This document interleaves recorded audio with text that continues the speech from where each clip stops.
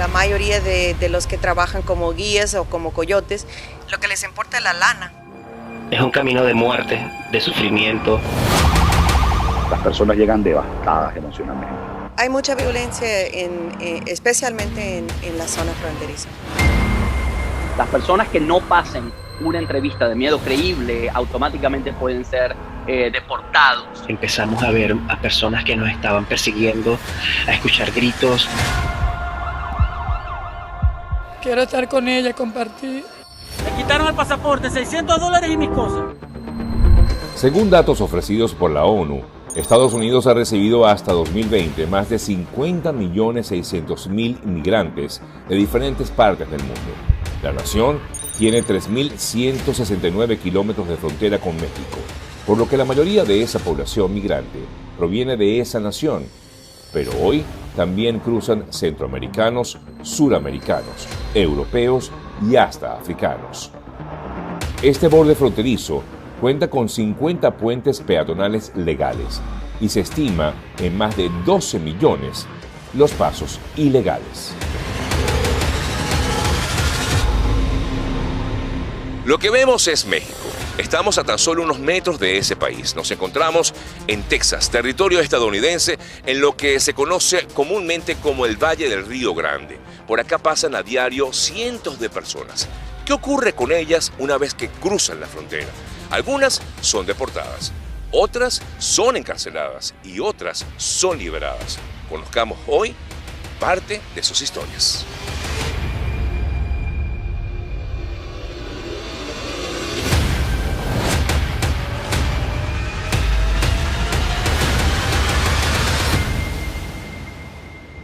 En la actualidad, la frontera terrestre está cerrada debido a la pandemia generada por el coronavirus. Por esta razón, el gobierno, amparado en el título 42, impide la entrada al país de personas sin autorización, ya sean migrantes o solicitantes de asilo. Bajo el título 42, los extranjeros que ingresen o traten de ingresar a Estados Unidos por vía terrestre son devueltos inmediatamente al país por el cual ingresaron, o sea, México. Y si eso no es posible, son devueltos a su país de origen. Estas medidas se aplican en los puentes o cruces oficiales o en los cruces irregulares. Cualquier persona que entre ilegalmente a los Estados Unidos puede iniciarse en un proceso de deportación expedita de manera automática. Ahora, las personas que no pasen una entrevista de miedo creíble automáticamente pueden ser deportados ya como tal, porque no pasaron ese primer filtro. Sin embargo, hay personas que están siendo devueltas, que no necesariamente están siendo deportadas, simplemente están siendo devueltas por razones del título 42 que está siendo implementado actualmente en la frontera.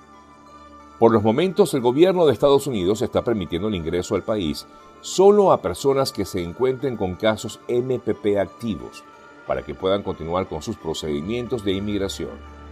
No obstante, hay excepciones. Normalmente a los venezolanos no están sujetos al título 42, así que los venezolanos están detenidos con migración y a veces migración, ellos mismos de CBP, o sea la patrulla fronterizo, los pueden liberar y a veces se tarda un día, 2 días. Pero algunos los mandan a centros de detención.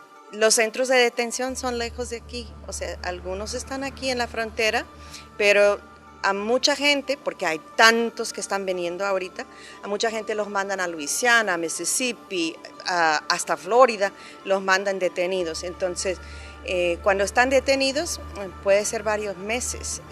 Ahorita, en esta semana,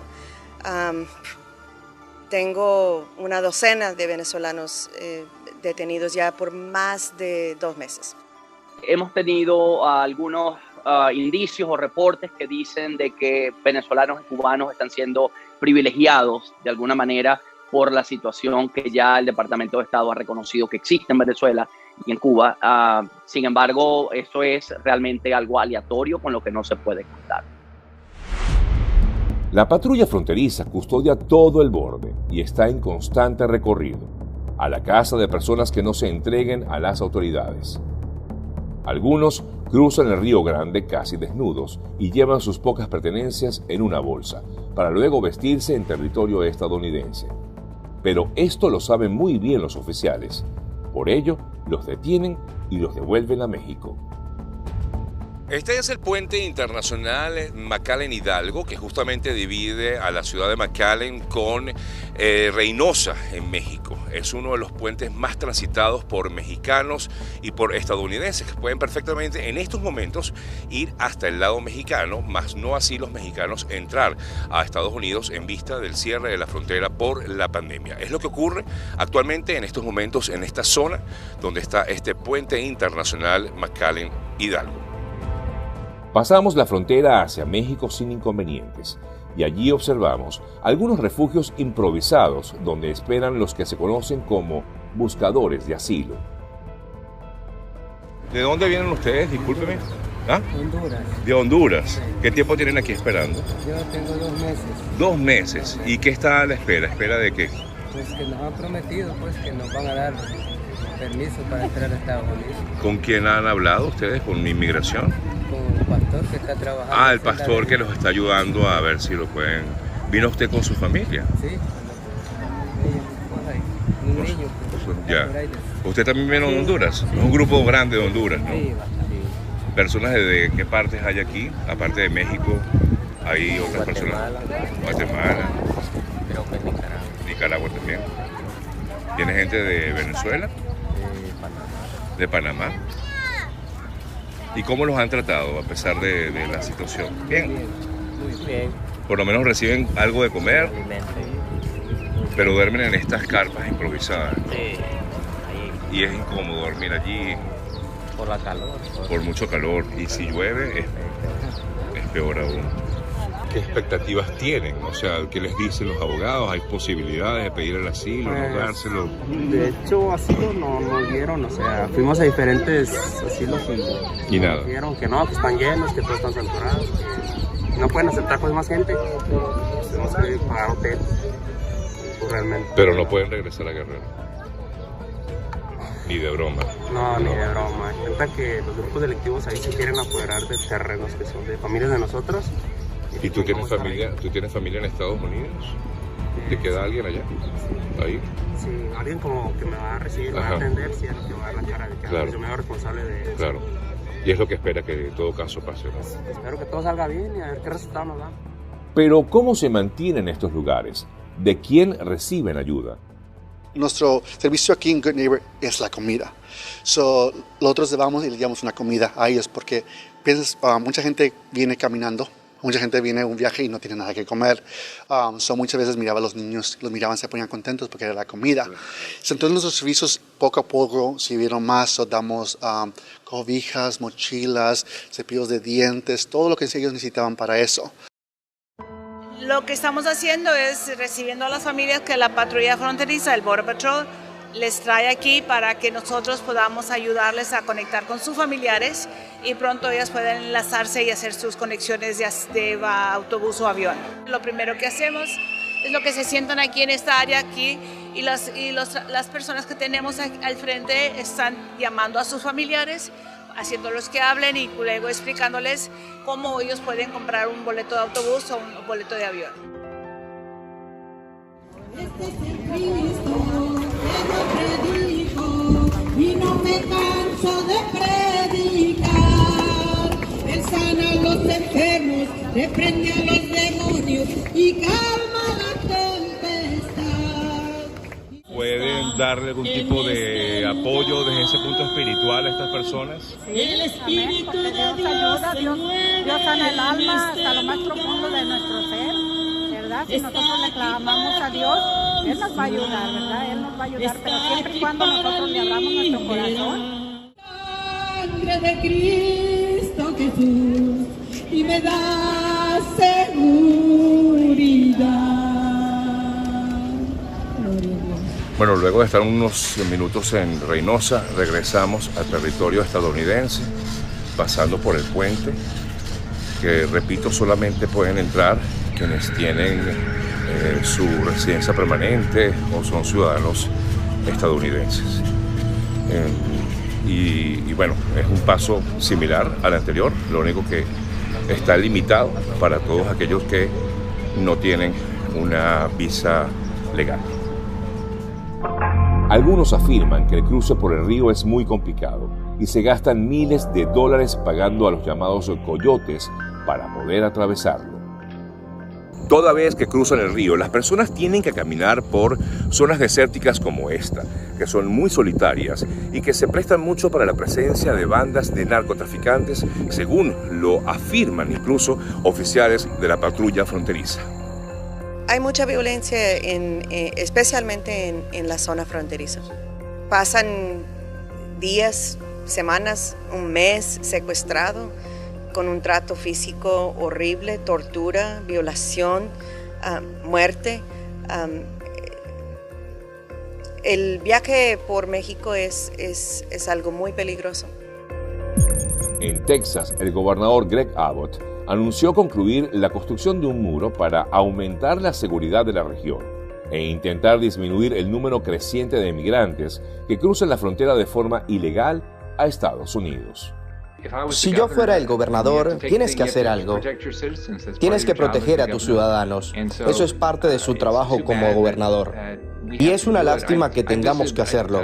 Durante mi más reciente visita hice un recorrido aéreo con el gobernador Ducey de Arizona y vi un muro fronterizo que la administración decidió no instalar las puertas, y hay luces y cámaras que podría ayudar con la tecnología a nuestros agentes de la patrulla fronteriza, pero no tienen electricidad. Vimos caminos que están a medio terminar. Nada de esto tiene sentido, pero en lo que realmente piensas es en las familias que salen heridas, ya sean familias que vienen aquí o familias que están aquí y son lastimadas por las drogas que llegan. Como sabes, el director Ray del FBI dijo que el cartel ahora está operando dentro de Estados Unidos y que todo esto es creado por Joe Biden. Esto es parte del muro fronterizo que se ha construido entre Estados Unidos y México, que no ha concluido del todo. Así como esto, lo vemos prácticamente en casi toda la frontera entre Texas y México. El mandatario regional aseguró que quienes intenten ingresar a Texas sin documentación serán arrestados y acusados de traspaso. Yo no creo de que una estructura física, nunca he estado de acuerdo que una estructura física vaya realmente a evitar eso. Las personas que se cruzan, tenemos una frontera extremadamente amplia, es muy grande y no hay capacidad de crear una estructura tan enorme como y ser vigilada al mismo tiempo para que realmente evite el cruce de lo que ellos quieren o tienen intenciones de tratar de evitar. Pero yo creo que los criminales que trafican drogas y esas cosas son mucho más astutos que un muro, y un muro no lo va a detener. Cualquier que quiere venir se puede brincar un muro fácil. Una escalera de madera que vale 5 pesos, le puede triunfar un muro. Hasta un túnel por debajo. Hasta un túnel, sí. Ahora bien, ¿qué pasa cuando alguien que cruza la frontera de forma ilegal es detenida? Las personas que se entregan en el puerto de entrada sin haber cruzado, esas personas están sujetas bajo la ley a una detención mandatoria y lamentablemente estarían bajo la jurisdicción de las autoridades fronterizas, y es completamente en su discreción si ellos le dejarían salir a la persona, bien sea en una fianza otorgada por ellos mismos, que no es una fianza del juez, sino una fianza de ICE. Puede ser que lo dejen salir en su propio nombre también, o que le den un parole. Conversamos con el joven venezolano y activista social Carlos Alonso Juárez, quien vivió la travesía de hacer el cruce ilegal hacia Estados Unidos. Hoy está detenido en el Allen Parish, en Luisiana. Fui a Tijuana, viajé desde Chapala, Jalisco, a Tijuana, a cruzar allí, a saltar el muro, pero me estaban cobrando $3,000. Y yo no tenía ese dinero para pagarlo, Sergio. ¿De dónde yo iba a sacar $3,000? Por mucho que vendiera algunas cosas. Entonces me habían bajado, y todos los coyotes, la suma, hasta $1,000. Y pude tener los $1,000 para pagar. Me lo llegaron a bajar incluso a $700.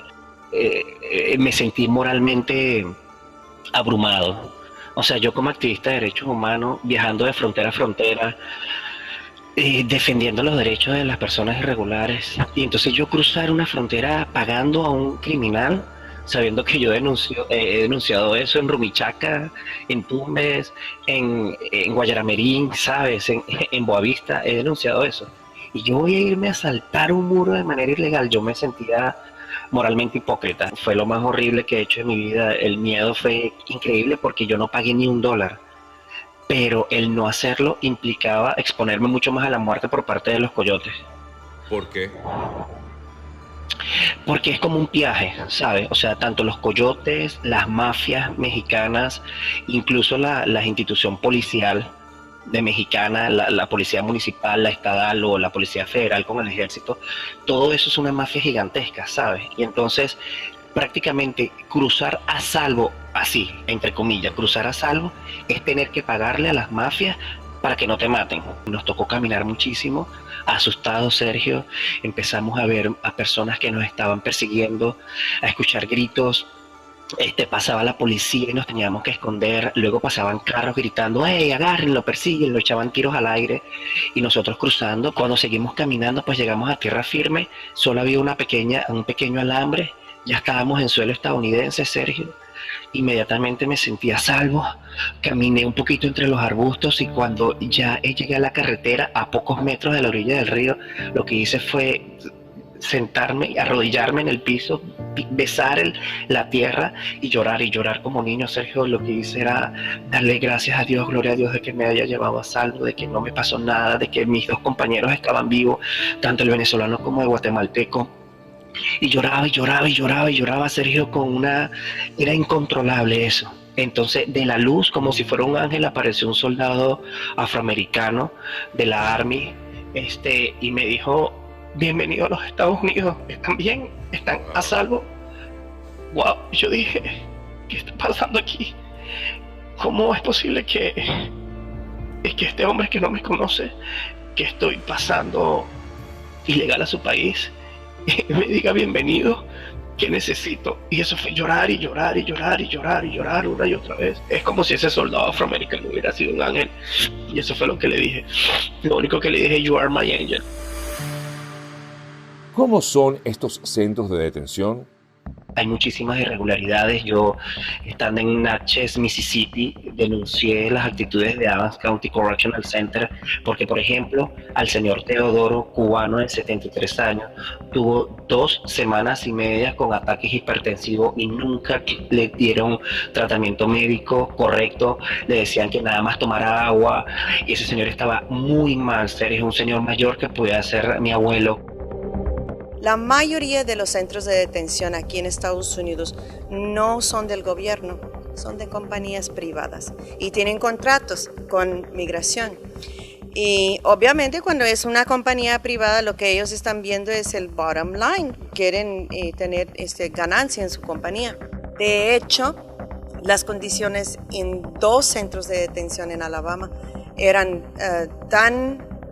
uno en Alabama, uno en Georgia, eran tan horribles que el mismo gobierno tuvo que cerrarlo. Son cárceles, son cárceles federales, las personas van a estar con un empillamados, como llamo yo, y van a estar detrás de rejas, detrás de barrotes en celdas. No son no son hoteles, no son cuarticos de espera. Es una cárcel federal donde hay, en algunos de ellos, inclusive hay criminales comunes, pero están separados por alas, no es que los mezclan. ¿De qué depende que puedan liberar a alguien o no, sea de cualquier nacionalidad? Bueno, depende de muchas cosas, pero tiene mucho que ver la nacionalidad, tiene mucho que ver. Y la razón que tiene que ver es porque tenemos relaciones diplomáticas con la mayoría de los países del mundo, pero ahorita no tenemos relaciones diplomáticas con Venezuela, tampoco con Cuba, tampoco con Vietnam, tampoco con Corea Norte. Personas de estos lugares no los pueden deportar. O sea, aunque si tienen una orden de deportación, no los pueden deportar. Aunque no está permitida la expulsión de venezolanos, esto sí ha ocurrido. Acá nos encontramos un grupo de venezolanos, somos más de 50. Nosotros el día domingo 5 de junio ingresamos y los entregamos a migración por la ciudad de Acuña. Fuimos procesados donde nos tomaron huellas, fotos, datos personales y nos quitaron los pasaportes. El día de hoy, 8 de junio a las 6 a.m., fuimos levantados y montados en el autobús con la intención de, según ellos, de que seguiríamos trasladándonos a otro lugar para seguir con el proceso. Nosotros nos trasladaron de una ciudad a otra ciudad y al final de la tarde del día de hoy, a las 7 de la noche, nos expulsaron sin explicación alguna y sin derecho a palabra. Le quitaron el pasaporte, $600 y mis cosas. Aquí estamos. Nos engañaron. Es una estafa. Todos los venezolanos deportados. Ingresamos por Ciudad Acuña, México, llegamos a Del Río, Texas. Allí nos entregamos a la migración de Estados Unidos. Ellos nos llevaron hacia un centro de reclusión donde estuvieron en un cuarto frío, en la hielera, aproximadamente dos días. Luego nos sacaron y nos dijeron que nos iban a trasladar hacia otro lugar para agilizar nuestro proceso de aceptación. Nos trasladaron en un autobús por aproximadamente 3 horas, pasamos varias veces por el mismo lugar porque me percaté que era el mismo lugar. Llegamos a San Antonio, Texas, llegamos a un aeropuerto, creo que era un aeropuerto privado porque no era un aeropuerto comercial, no se veían aerolíneas comerciales, solo aviones privados. Antes de ingresar a abordar el avión, sacaron primero al grupo de los hombres, los encadenaron en la cintura, luego los esposaron en manos y pies. Para mí fue muy humillante ver a mis hijos como los esposaban como los propios delincuentes. Luego que abordaron los caballeros, abordaron a todas las mujeres. Éramos un grupo de aproximadamente 80 personas entre venezolanos y cubanos. Ya en el avión, aproximadamente 20 minutos después de que el avión despegó, iniciaron a despojarnos de lo que eran las esposas y las cadenas. Comenzaron por la parte de atrás, al final del avión, que eran los caballeros. Allí, entre las cosas que nos decían, los oficiales que están allí nos dijeron: bienvenidos a Estados Unidos, los vamos a llevar a otro lugar donde los van a procesar y les van a agilizar su proceso. Nos quitaron a las esposas, a los muchachos hubo un momento hasta que en burla empezaron a hacerle bailes, a decirle dale una vueltica, nos humillaron. Fue muy fuerte, muy impactante, demasiado, o sea, eso fue un golpe muy, o sea, ¿qué te digo? Creo que no había sentido una situación nunca así en mi vida, porque pues nosotros íbamos con una ilusión, de verdad que sí, y pues primero que nada no somos gente trabajadora y honesta, pues fue muy fuerte, estuvimos allá 2-3 días y la verdad no dormimos nada sobre ese tiempo y pues en el momento de que nos cruzaron, ya nos dimos cuenta que nos devolvieron, fue muy impactante, fue un shock. A pesar de que no fueron enviados a Venezuela, sí fueron llevados a México sin explicación alguna. Ahora permanecen en refugios, a la espera de que el Servicio de Inmigración les permita de nuevo la entrada a Estados Unidos. Mientras tanto, tratan de colaborar en lo que pueden.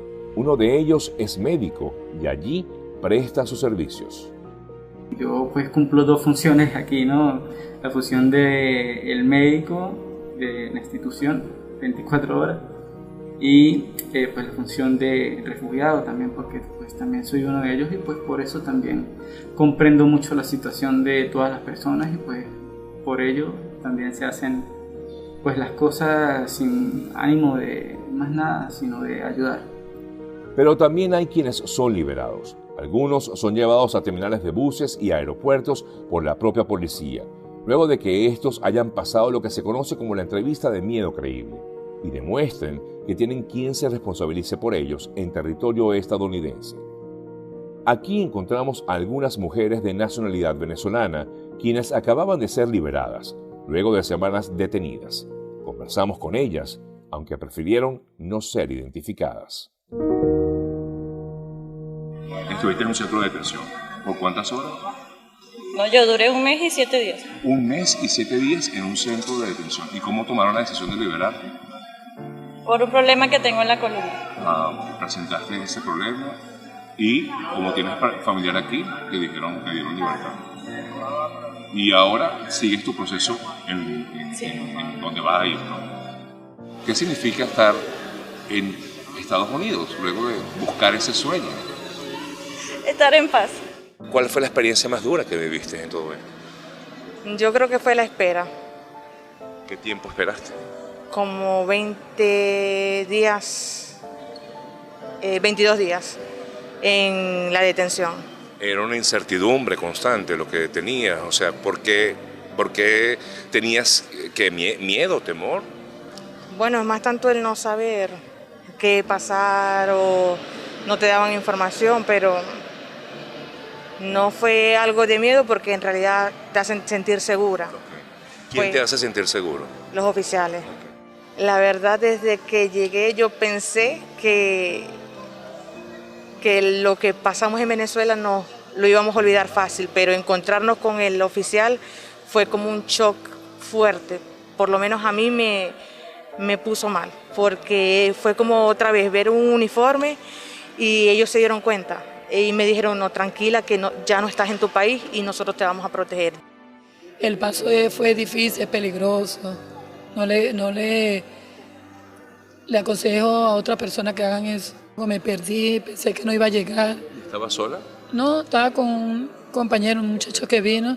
Nos agarramos de la mano todos, llegamos allá poco a poco, nos perdimos. Y bueno, fueron muchas cosas que yo pensé que no iba a llegar. Algunas de estas personas viven momentos que son difíciles de repetir. El reencuentro con sus seres queridos.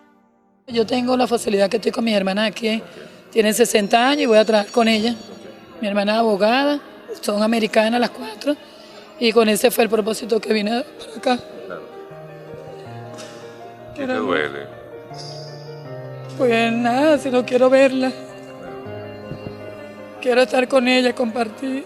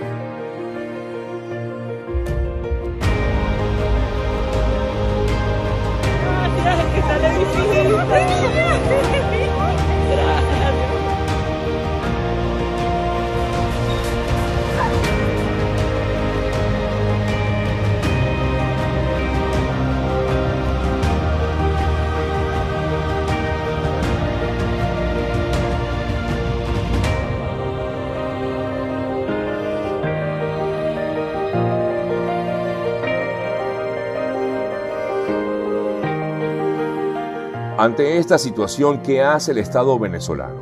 Representado en Estados Unidos por la embajada designada por la Asamblea Nacional elegida en 2015, pues en la actualidad las relaciones entre la nación norteamericana y el régimen de Nicolás Maduro están suspendidas.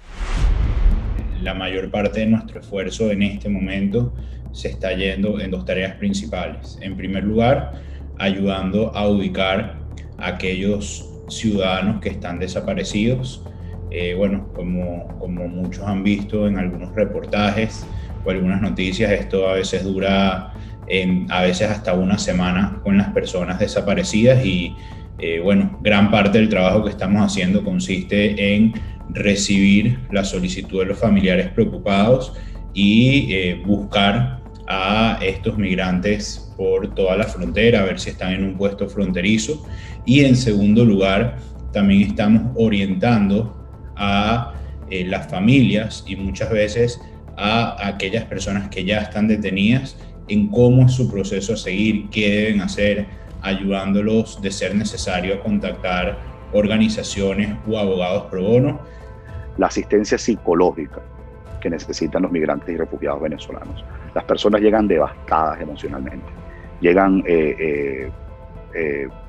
perforadas en el alma, en el corazón, de haberse despedido de sus hijos, de sus padres, de haber dejado el país donde vivieron toda su vida, de haber recorrido semanas a pie donde los zapatos están rotos. Es un trauma muy grande. La migración te traumatiza y entonces la asistencia psicológica para estas miles de personas que están llegando a Estados Unidos es muy importante. La grave crisis que atraviesa Venezuela ha hecho que muchas personas de este país intenten hacer el cruce ilegal, lo que no ocurría hace algunos años. El número de venezolanos que ha cruzado por frontera se ha incrementado de manera exponencial en 2021. En octubre de 2020 fueron detenidos en frontera 115 venezolanos, mientras que en mayo de 2021 la cifra ascendió a más de 6.500. Se estima en más de 16.800 los venezolanos que han llegado de esta manera desde octubre de 2020. Es que al aprobarse el TPS en Estados Unidos, pues muchos venezolanos piensan que ingresando de esta forma van a obtener automáticamente el TPS, cosa que debo ser muy responsable y eso no es así, porque el TPS ya tiene unas fechas establecidas. En segundo lugar, hay muchos venezolanos que tienen a su familia en Estados Unidos, especialmente en ciudades como Houston o Miami, y están buscando reencontrarse con la familia a pesar de los riesgos que eso implica. En tercer lugar, la pandemia, pues, obviamente, pues, ha conmovido, ha conmocionado, mejor dicho, al mundo entero, pero en estos momentos América Latina está pasando por una situación quizás más complicada que otras regiones en el mundo. Entonces hay muchos venezolanos que incluso ya habiéndose ido del país hace un tiempo, que estaban en México, o que estaban en Panamá, o que estaban en Ecuador o en Colombia, se están yendo a los Estados Unidos porque la vida se ha hecho mucho más difícil en esos países latinoamericanos. Hay mucha desinformación y muchas bandas y mucho crimen organizado buscando aprovecharse de esta situación y aprovechando ciertas realidades y ciertos hechos reales, como lo son, por ejemplo, medidas como el DED y el TPS, para engañar y poder presentar un paquete creíble a las personas que están buscando un futuro mejor. ¿Qué puede determinar que alguien continúe su proceso dentro del territorio estadounidense? Las personas que les son otorgadas la entrada, bien sean cualquiera de las figuras que has mencionado, van a continuar sometidos a un proceso de deportación. Simplemente el caso pasa de estar en la frontera, en un caso de detenidos, a una corte de no detenidos de inmigración regular que esté ubicada en la ciudad donde la persona vaya a residir una vez le dieron la entrada. También es importante destacar, Sergio, que cuando es una persona mayor, que cuando es una persona que tiene alguna condición médica o tiene una situación en particular, podemos nosotros usarlo de argumento para que esa persona pueda ser considerado para que esté en libertad de manera más rápida. ¿Es el sueño americano una realidad?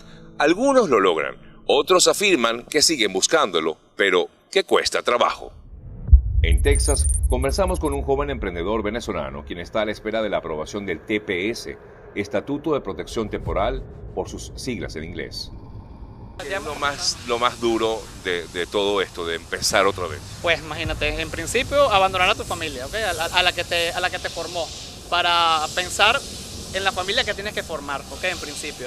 Y pues segundo, pues tu tierra, tus playas, todo lo que ya no puedes tener acá porque lastimosamente tienes que trabajar 24 horas todos los días. Salirme de mi pasión, ¿verdad? De lo que por lo cual me formé, ¿okay? Como universitario, a luego venirme a este emprendimiento que, pues, como te digo, este país abre las puertas siempre y cuando uno tenga la posibilidad y llamemos la capacidad y las ganas. Y pues bueno, difícil porque no conocía nada sobre un autolavado y bueno, poco a poco, día a día, como buenos venezolanos que somos, pues tenemos las ganas y podemos aprender. Bueno, el sueño americano es algo muy particular, depende de cómo cada quien lo concibe. Lo que significa la realización de un sueño para algunos puede no serlo para otros. Puede ser muy duro. Lo que sí es cierto es que esto es un país de oportunidades. Sergio, como aquí esto es el único país del mundo donde yo creo que una persona puede llegar muy alto, caerse, volverse a levantar y volver a llegar muy alto. A pesar de todos los peligros que implica el cruce ilegal, algunos lo toman, otros prefieren no hacerlo. Como venezolano yo sé que pues, la situación está muy compleja y a uno lo empuja a hacer este tipo de actos, ¿verdad? De irse sin pensar, pero créanme que pues tiene sus riesgos y pues bueno, todo tiene su recompensa, pero también tienen que estudiar el riesgo si tienen familia, si tienen esposos, si tienen hijos, porque pues cruzar por el río en principio es bien delicado, ¿ok? Y dos, pues te dejan llevar por estas personas, a los llamados coyotes que le llamo, que pues, lastimosamente se valen de eso, cobran un buen dinero, muy bien, y no sabemos, y no es garantía de que si te cruzas, ya ellos pueden olvidarte, y si cruzaste, luego te toman la migra, que le llaman los policías, y ya luego estudian tu caso. Si es ese su caso, pues de consejo le doy que tomen primero bien las cosas, las estudien bien, y luego pues puedan tomar la decisión adecuada por usted y por su familia, por supuesto. ¿Le dirías a algún familiar tuyo que sí se viniera de esa manera? Mira, realmente no, ¿ok? Porque yo sé que la situación es difícil, yo lo sé, pero mucho más vale la vida, ¿ok? La verdad, y pues el riesgo, beneficio, ¿ok? El riesgo está un poco más amplio, pero por supuesto, tomen la decisión, estudienlo, pues uno solamente es un consejo, que lo estudian y ustedes ven si tienen la posibilidad, y bueno, ojalá que les vaya bien, que puedan tener la posibilidad, pero créanme que yo no lo haría. ¿Y qué le recomiendan a la gente? ¿Se viene que se venga o no? Por eso, por esa vía. Es que depende de cada persona. Claro, cada quien que tome su decisión. Pero yo, no sé, a mis papás no los hago pasar por eso.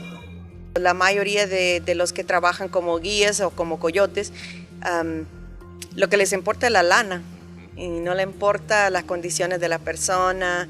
Los tratan muy mal y en los 26 años que tengo como abogada he escuchado de traumas que no puedes imaginar. Es un camino de muerte, de sufrimiento. En el fondo hay la necesidad de esperanza y de justicia. Yo no les puedo decir que no lo hagan, tampoco puedo decir que lo hagan. Es una decisión personal de cada solicitante de asilo. Para mí vale la pena. Y espero que cada uno de los migrantes de cualquier país, tan lejanos como el Congo y Bangladesh, puedan tener aquí la libertad que no pudieron tener en sus países. Mucho más para mis paisanos venezolanos.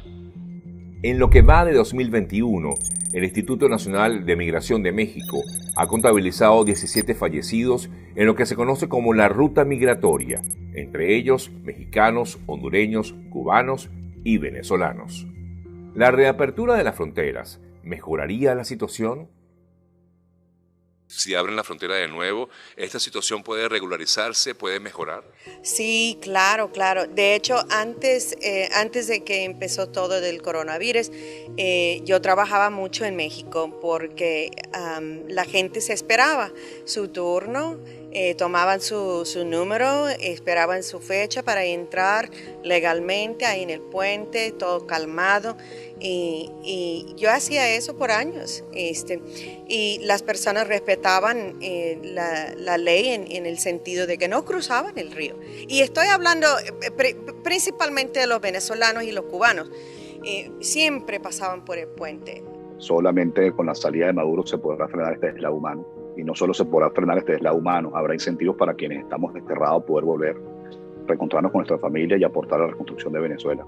Mientras más se prolongue Maduro, lamentablemente más gente se verá forzada a huir de Venezuela. Hoy somos 5.6 millones de migrantes y refugiados y lamentablemente las estimaciones que tenemos en la OEA es que si se reabren las fronteras y Maduro logra prolongarse en el poder usurpando funciones, pudiéramos estar hablando a finales de este año, principio de 2022, de 7 millones de migrantes y refugiados venezolanos, lo que ya incluso superaría Siria, y eso es algo del cual pues no nos sentimos para nada honrados. Muchos venezolanos sueñan con volver a su país para contribuir con su reconstrucción y de esta manera encender las luces de nuevo de una nación que parece estar en tinieblas, porque la esperanza es lo último que se pierde. No importa que hayan tirado los edificios de ladrillo, nosotros construiremos otros y los haremos de piedra. Han derribado los árboles de sicómoro, pero nosotros plantaremos cedros.